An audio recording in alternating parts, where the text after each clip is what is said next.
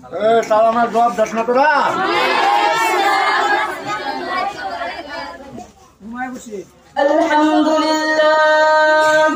আলহামদুলিল্লাহ নাহমাদুহু ওয়া নাস্তাঈনুহু ওয়া নাস্তাগফিরুহু ওয়া নু'মিনু বিহি ওয়া নাতাওয়াক্কালু আলাইহি ওয়া না'উযু বিল্লাহি মিন শুরুরি আনফুসিনা ওয়া মিন সাইয়্যাতি আ'মালিনা মান ইয়াহদিহিল্লাহু ফালা মুদিল্লা লাহু ওয়া মান يضلله فلا هادي له ونشهد أن لا إله إلا الله ونشهد أن محمدا عبده ورسوله أرسله بالحق بشيرا ونذيرا وداعيا إلى الله بإذنه وسراجا منيرا فقد قال الله تعالى في كلامه المجيد والفرقان الحميد فأعوذ بالله من الشيطان الرجيم بسم الله الرحمن الرحيم بل هو قرآن مجيد في لوح محفوظ إن الله وملائكته يصلون على النبي يا أيها الذين آمنوا صلوا عليه وسلموا تسليما أما بعد دار الحديث تاجر سمية رضي الله تعالى عنها مدرسة البنات أنجم بلايا حالمة السادعة إنعامي اختتامي جلسة সম্মানিত সভাপতি সাহেব এবং আমাদের মাদ্রাসার পরিচালনা সভাপতি সাহেব এবং সম্মানিত উপসভাপতি সাহেব এবং আমাদের মাদ্রাসার শেখুল হাদিস উস্তাজুল উলামা উস্তাজুল আসাতিজা হযরত আল্লাম শেখ হযরত মাওলানা মুহাম্মদ ইসহাক আহমদ সাহেব এবং আমাদের মাদ্রাসার মুহতামিম উস্তাদ সাহেব এবং আমাদের সালিস মুহাদ্দিস হযরত মুহাম্মদ হাবিবুর রহমান সাহেব এবং আমার সৈয়দাস আসাদুল্লাহ কেরাম উলামা হযরত এবং আমার সম্মুখে বসে থাকা আমাদের অত্যন্ত সম্মানিত শিক্ষার্থী সাহেবা সকল এবং আমার সম্মুখে বসে থাকা অতি মহব্বতের আমার ছোট বড় পর্দানিশী বোনেরা, আমি আপনাদের সম্মুখে দাঁড়িয়েছি শুধুমাত্র আপনাদের কোমল অন্তর থেকে নেক দোয়া হাসিল করার উদ্দেশ্যে। আর আমি আপনাদের সম্মুখে দাঁড়িয়েছি কুরআন সম্বন্ধে 2-4টি কথা বলবার জন্য। আশা করি আপনারা সকলে আমার এই কথাগুলো অল্প সময় খামোশ থাকিয়া খুব মনোযোগ সহকারে শুনবেন এবং ইহার উপরে আমল করবার জন্য চেষ্টা করবেন।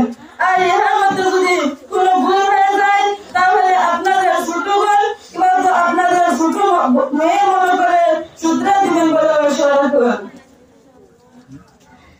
বিসমিল্লাহির রহমানির রহিম। পরম করুণাময় অসীম দয়ালু আল্লাহ তাআলার নামে শুরু করছি। আমরা আমাদের সব কাজ একজনের নামে শুরু করি, তিনি কে? আল্লাহ তাআলার নামে কাজ শুরু করলে বরকত আছে না নাই? আর আল্লাহ তাআলার নাম বাদ দিয়ে যদি কাজ শুরু করেন সেই কাজে কোনো বরকত নাই, সেই কাজটা হবে বরকত শূন্য। আর যদি আল্লাহ তাআলার নাম নিয়ে কাজ শুরু করেন সেই কাজটা হবে রহমতপূর্ণ, বরকতপূর্ণ। তাই আমাদের সব জায়গায় সব কাজে আল্লাহ তাআলার নাম নেওয়ার দরকার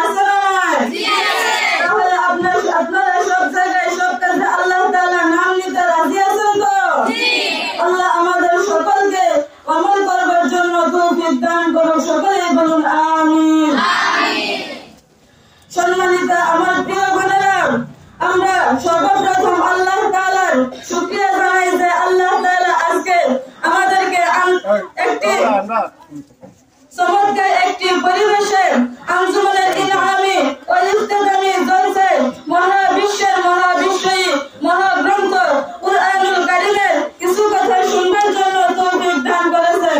তাই আমরা সেই আল্লাহ তাআলার উপর খুশি হইয়া সেই আল্লাহ তাআলাকে খুশি করার জন্য তিনার শুকরিয়া আদায় করা দরকার।